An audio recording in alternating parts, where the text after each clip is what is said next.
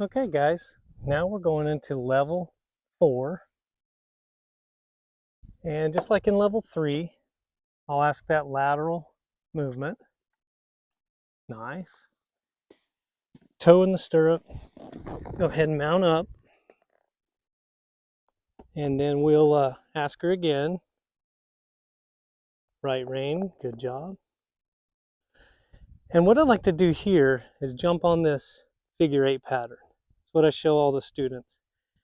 It allows them to think and utilize their hands, feet, and legs, ask questions to the horse, get the feedback, make changes, ask again. The the kids call it an infinity loop instead of a figure 8, which is good. And that makes sense because you can actually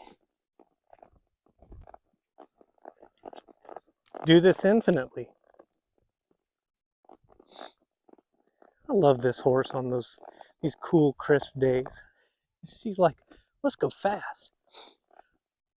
Well, when your horse wants to go faster than you want to go, sometimes you got to let them. And instead of restrain them, I'll do a figure 8.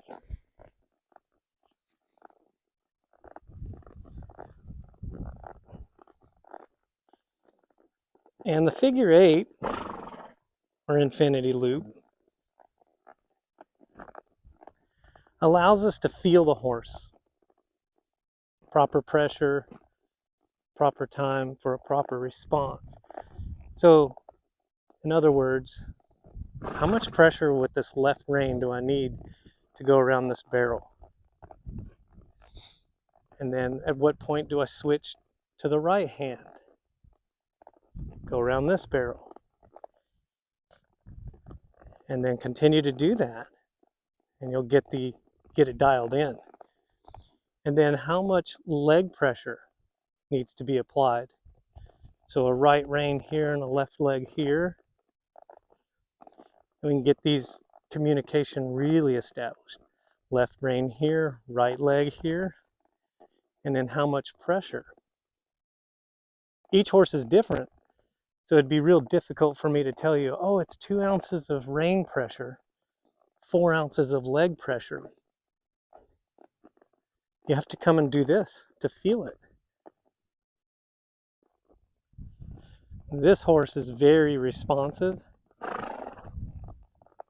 So leg pressures, rein pressures, they mean a lot on this horse, as opposed to maybe one of my other horses, where I give 6 ounces of rein pressure, 2 pounds of leg pressure to get the same result.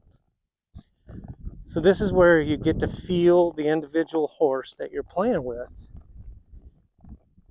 and find out the timing, how much pressure at what time to get the desired responses. It also helps with balance. A person moving their hands rather than bracing on the saddle. And it helps the horse feel the person, how they're going to balance. So this is mutual benefits for the horse and the person to do this. And then we can also have a stopping point. So we'll say right here in the center, it'll allow a person to learn the one rein stop. Of course, I did a seated stop. This is a more advanced horse. Go ahead and put your head down. I did a seated stop, and you can do those. But what it's to do is take a deep breath. Relax your shoulders, your hips, and your legs. If the horse needs that, they'll do that too. And then you could go again. So a lot of times I'll go in the opposite direction. So I'll pick up on a right rein, a left leg, and we'll just go different direction. This is something that I always start every horse, every student on, to let them know what to expect. Especially if they're adapting to each other. This is a great obstacle to do that. So level 4 is overcoming 5 man-made obstacles together, but it puts the person and the horse in lots of different maneuvers, we'll call it, positions. It's all done at a walk. It can be done at a trot as they advance, but it's all done at a walk. And it's a lot of breathing exercises. You're creating awareness in the individual. The horse will adapt to the individual, but the person develops an awareness. What do they do with their hands? What do they do with their legs? A lot of people haven't really thought about it. Maybe when you were first learning how to drive, you're like, well, what's my hand doing? What are my feet doing? How's it affecting, the automobile, the car, the truck, whatever. So let's stop right here. Let's do a lateral, do another lateral, and relax. So I'll take a deep breath, relax my shoulders, my hips, my legs, and to give it a time to catch up, all the processes that just happened.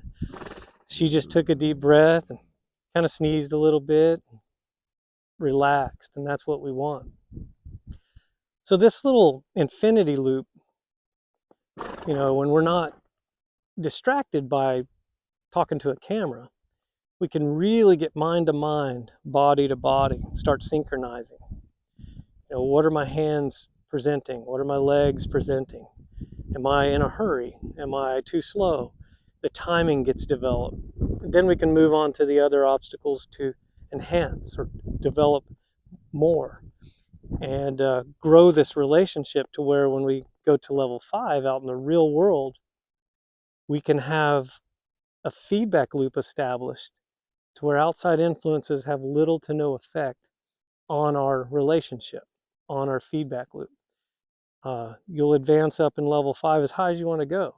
So in other words, the clearer and more aware you are, and the clearer you're communicating with your horse, the better setup you have, the better opportunity you have for growth and development. This particular horse I've had for 10 years. I don't ride her very often, but I can always come back to this little exercise right here and dial in how much pressure does Cinnamon need on the bridle? How much pressure does she need on my legs? Oh yes, my body remembers this because of the time we invested all those years ago. A lot of my students ride her, so she calibrates to a bunch of different people. How do I calibrate her back to me? Well, I have to consciously think, present, observe feedback, make changes, present again, observe feedback, and then I get into the feedback loop. And it takes the time it takes. With this particular horse, it might take 15 minutes. Groom for mindset, level 1, establish communication, level 2, get up on here, level 3, go into a figure 8. And I don't even have to do this in here in the arena. We can literally go out and ride. And if I've gone too fast too soon, she'll let me know. It's like, oh, you're not communicating with me correctly, Justin. I'm not sure what you're doing. She may get a little antsy, or she may just kind of veer off and do her own thing.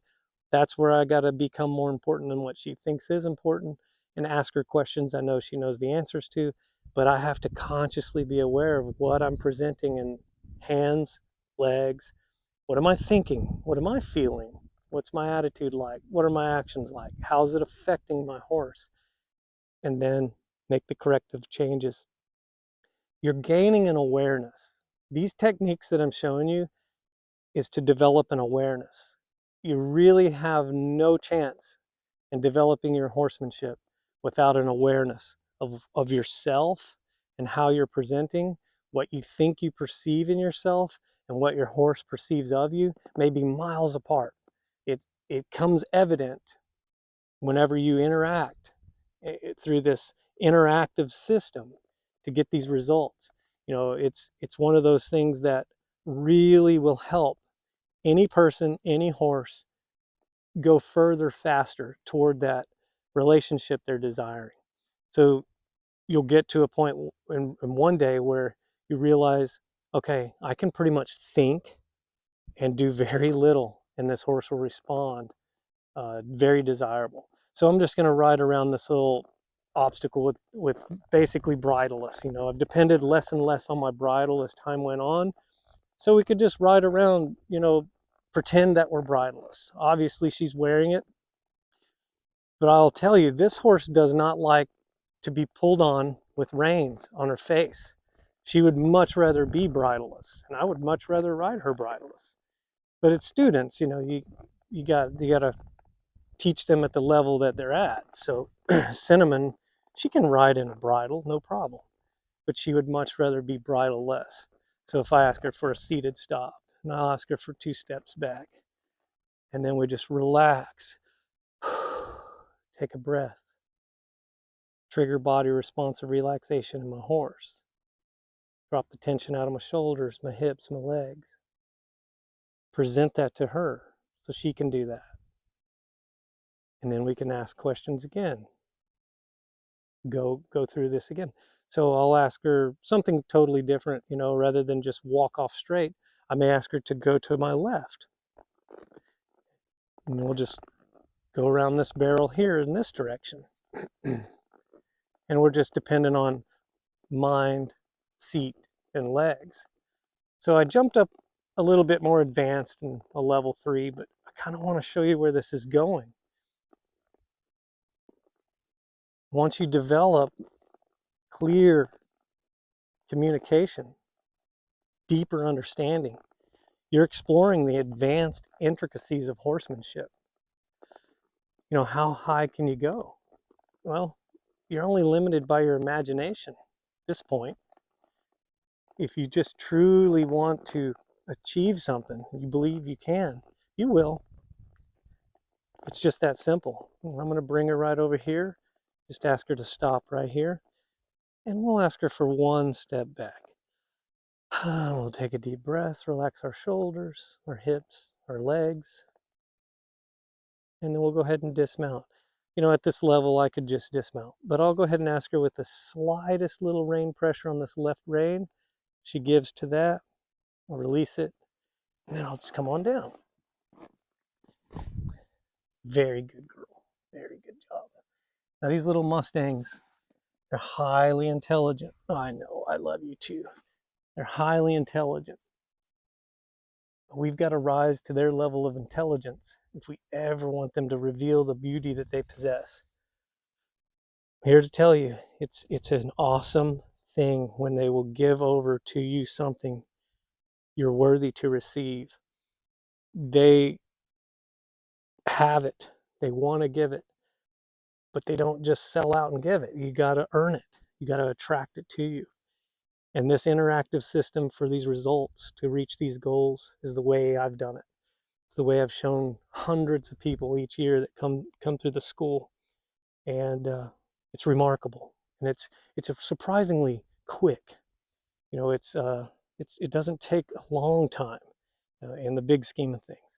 So practicing just this one little obstacle to get a deeper understanding of the individual will set you so much further faster. And it's elementary. It seems elementary, but you're advancing. It's an advanced way of communicating.